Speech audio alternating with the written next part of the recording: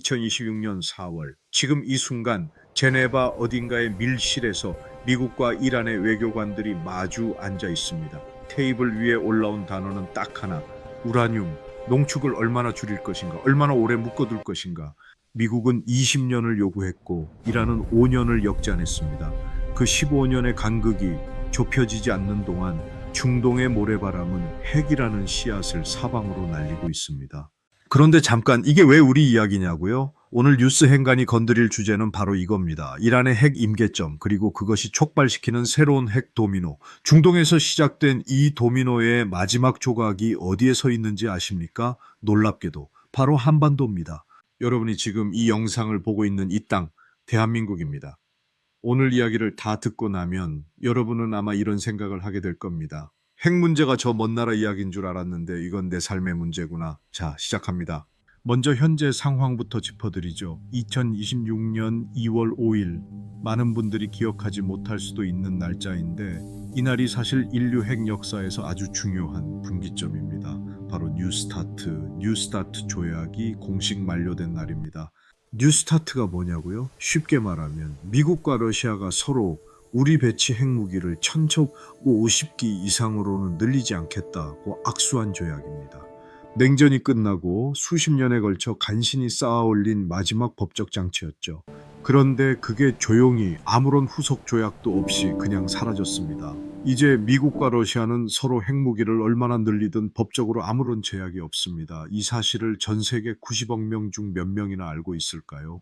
그리고 딱 한 달 후 또 다른 폭탄 같은 뉴스가 터집니다. 2026년 3월 29일 이란 의회의 강경파들이 공식적으로 입을 엽니다. NPT, 즉 핵 확산 방지 조약에서 탈퇴해야 한다. 미국과 이스라엘의 공습으로 이란의 핵시설이 쑥대밭이 된 상황에서 이란 강경파들은 오히려 더 강경하게 나온 겁니다. 경향신문이 직접 보도했죠. 이란 의원 말렉 샤리아티는 NPT 탈퇴와 함께 브릭스, 상하이 협력기구 등 반서방 연대와의 협력 강화를 주장했습니다. 자, 여기서 중요한 게 있습니다. NPT 탈퇴가 그냥 서류 한 장 찢는 문제가 아니라는 거예요. NPT에서 탈퇴한다는 건 IAEA, 즉 국제원자력기구의 사찰 권한이 완전히 사라진다는 뜻입니다. 지금은 이란의 핵시설 안에 IAEA 카메라가 있고 사찰관이 들어갈 수 있어요. 그런데 NPT를 탈퇴하는 순간 그 카메라는 꺼지고 사찰관은 쫓겨납니다. 이란이 지하벙커에서 무슨 짓을 하든 국제사회는 알 방법이 없어지는 거죠. 그렇다면 이란은 지금 얼마나 위험한 수준에 와 있을까요? 이걸 이해하려면 핵 개발의 단계를 조금 알아야 합니다. 핵무기를 만들기 위한 가장 결정적인 단계는 고농축 우라늄을 확보하는 겁니다. 자연 상태의 우라늄에는 U235라는 핵 분열 물질이 고작 0.7% 들어있어요. 원자력 발전소를 돌리려면 이걸 3에서 5% 수준으로 높여야 하고 핵무기를 만들려면 90% 이상으로 높여야 합니다. 이걸 바로 무기급 농축이라고 부르죠. 이란의 현재 수준은요, BBC 한국어판이 2026년 2월 28일 보도한 내용에 따르면 이란은 이미 60% 수준의 농축 우라늄을 상당량 보유하고 있습니다. 그리고 전문가들은 말합니다. 이란이 마음만 먹으면 일주일 이내에 무기급 90%로 끌어올릴 수 있다. 일주일입니다. 우리가 한 학기 기말고사를 준비하는 동안 이란은 핵폭탄 재료를 완성할 수 있다는 거예요. 트럼프는 지금 이걸 막으려고 협상을 하고 있는 겁니다. 미국이 제시한 조건은 20년간 농축 중단, 이란이 역제안한 건 5년, 이 15년의 간극이 얼마나 무게감을 갖는지 이제 느껴지시죠? 그런데 여기서 결정적인 질문을 하나 드려야 합니다. 이란이 설령 핵 협상에 응한다 한들 과연 그게 문제의 끝일까요? 절대로 아닙니다. 오히려 이란을 둘러싼 핵 도미노는 이미 쓰러지기 시작했습니다. 이 도미노의 첫 번째 조각이 무너지는 곳 사우디아라비아로 가보겠습니다. 무함마드 빈 살만, 흔히 MBS라고 불리는 사우디 왕세자, 이 사람이 몇 년 전 인터뷰에서 한 말이 있습니다. 지금도 회자되는 그 유명한 한마디, 이란이 핵을 가지면 우리도 가져야 한다. 단순한 협박이 아닙니다. 사우디는 이미 행동에 들어갔습니다. 2026년 2월 20일 뉴시스가 보도한 내용을 보면 미국과 사우디 사이에 핵 협상이 진행 중입니다. 미 의회 문서와 군비 통제 단체들의 분석에 따르면 사우디가 미국의 협력을 발판 삼아 자국 내에서 우라늄 농축을 시작할 수 있는 길을 열어달라고 요구하고 있다는 겁니다. 그리고 더 결정적인 움직임도 있었습니다. 2025년 9월 사우디아라비아와 파키스탄이 상호방위 협정을 체결했습니다. 매일경제가 보도한 이 뉴스 왜 중요하냐고요? 파키스탄은 핵 보유국이거든요. 세계에서 인정하는 9개 핵 보유국 중 하나입니다. 사우디가 파키스탄과 방위 동맹을 맺는다는 건 해구산을 빌려 쓰거나 더 나아가 직접 핵 기술을 이전받겠다는 포석으로 읽힐 수 있습니다. 사우디의 돈으로 파키스탄이 핵을 개발했다는 건 중동에서 이미 공공연한 얘기입니다. 이른바 사우디 핵폭탄이 파키스탄 창고에 있다는 시나리오. 이게 음모론이 아니라 실제 정보기관들이 주목하는 가설이라는 거죠. 자, 그럼 이란이 핵을 갖고 사우디가 핵을 갖는다면 중동의 도미노는 거기서 멈추지 않습니다. 이집트가 움직이고 튀르키예가 흔들립니다. 실제로 2026년 4월 1일자 다음 뉴스에는 사우디, 이집트, 튀르키예, 한국, 일본도 라는 제목의 기사가 실렸습니다. 중동의 핵 경쟁이 지구 반대편 동아시아까지 번질 수 있다는 경고였죠. 여기서 잠깐 멈춰봐야 합니다. 이쯤에서 뉴스 행간이 가장 중요하게 다루고 싶은 지점이 나옵니다. 북한이라는 변수입니다. 그냥 북한이 아니에요. 이 이야기의 진짜 뒤통수를 치는 구조, 바로 부메랑 효과입니다. 2026년 3월 7일 에포크타임스 한국어판이 논평을 냈습니다. 제목부터 심상치 않죠. 북한-이란 협력, 미사일 개발 가속화, 핵 협력도 우려. 내용을 보면 이렇습니다. 북한은 수십 년간 쌓아온 미사일 공학 기술을 국제 규범에 전혀 구애받지 않고 이란에 제공해 왔습니다. 이란은 자금과 제재 우회 조달망을 제공하고 북한의 기술 개발 비용을 댑니다. 완벽한 거래죠. BBC 한국어판도 최근 보도에서 이란이 실제로 북한 미사일을 미국과의 교전에서 사용했을 가능성을 분석했습니다. 북한에서 파견된 미사일 기술 고문단이 이란에 상주하고 있다는 증언도 나왔고요. 자, 이 그림이 보이시나요? 북한이 이란에 ICBM 기술을 줍니다. 이란은 그 기술을 실전에서 검증합니다. 그리고 그 실전 데이터가 다시 북한으로 흘러 들어갑니다. 북한은 그걸 바탕으로 더 진화된 미사일을 만들고 그 미사일에 핵탄두를 얹어 우리를 향합니다. 서울을 겨누고 있습니다. 기술이 중동에서 한반도로 돌아오는 겁니다. 이게 바로 부메랑입니다. 우리가 이란 전쟁을 먼 나라 얘기로 볼 수 없는 이유 딱 이겁니다. 실제로 2026년 3월 18일 미국 국가정보국 DNI가 발표한 연례 위협 평가 보고서를 보면 북한은 미사일과 핵탄두를 포함한 전략무기 프로그램을 지속 확대하고 있으며 미 본토를 위협할 수 있는 ICBM 개발을 멈추지 않고 있다고 명시돼 있습니다. 더 충격적인 건 같은 달 북한이 출력을 27% 높인 새 ICBM 엔진 시험을 공개했다는 겁니다.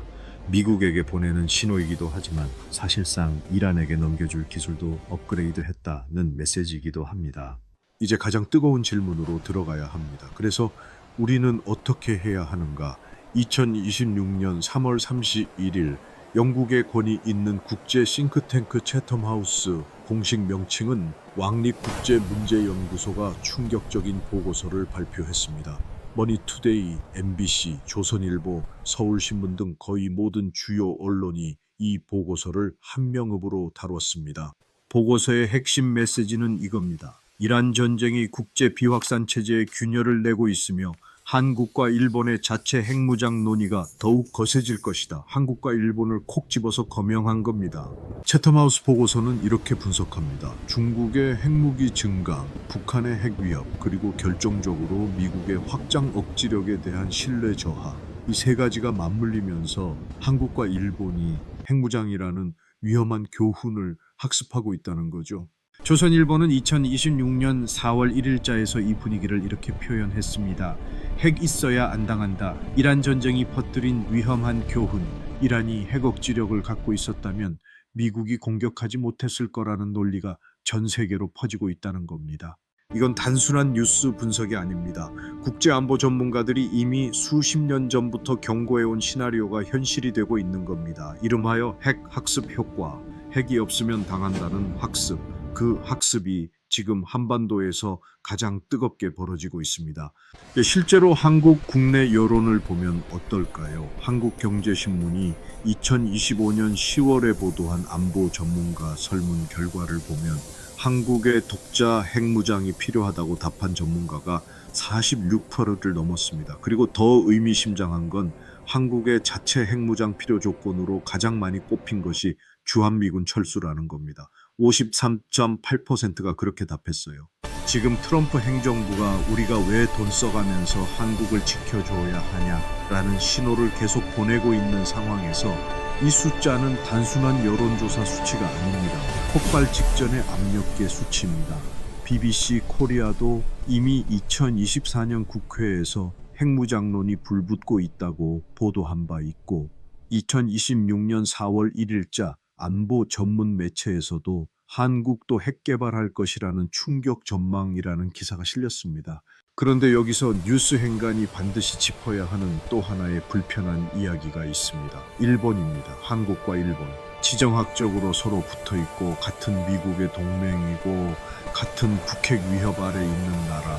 그런데 핵무장 논의에 있어서는 둘 사이에 묘한 경쟁 심리가 흐릅니다. 누가 먼저냐는 거죠. 이 2025년 12월 29일 한 유튜브 채널이 올린 영상의 제목이 흥미롭습니다. 일본 핵무장 폭탄 발언, 얼떨결에 핵강국 기회 잡은 한국. 어떤 맥락이냐면 일본 내에서 핵무장 논의가 먼저 터져 나오면서 오히려 국제사회의 시선이 한국으로도 쏠리게 됐다는 분석입니다. 일본 입장에서는 역사적 트라우마, 히로시마와 나가사키가 있어서 핵무장 논의가 내부적으로도 굉장히 민감합니다.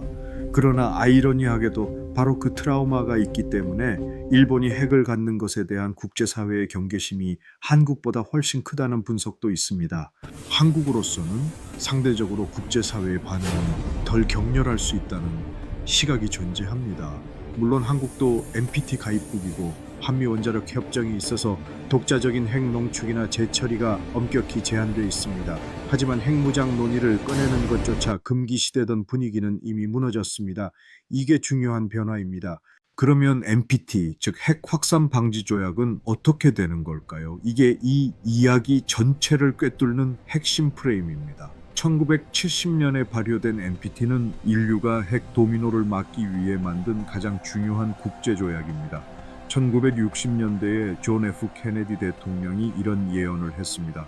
지금 이대로라면 1970년대 초에는 15개에서 25개 국가가 핵무기를 보유하게 될 것이다. 실제로 당시 핵무장을 검토하던 나라들이 얼마나 많았는지 아세요? 스웨덴, 스위스, 서독, 이탈리아, 인도, 이집트, 일본, 한국까지 거의 모든 선진국들이 핵무장 연구를 진행했습니다. 그걸 막은 게 바로 NPT였습니다. 비핵 국가들이 핵을 포기하는 대신 기존 핵 보유국들이 핵 군축을 약속하는 일종의 거래였던 거죠.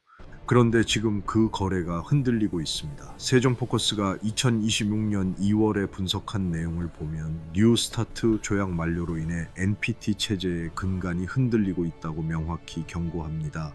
핵 보유국들이 군축 의무를 이행하지 않으면서 왜 우리만 핵을 포기해야 하느냐라는 목소리가 비핵 국가들 사이에서 커지고 있다는 겁니다.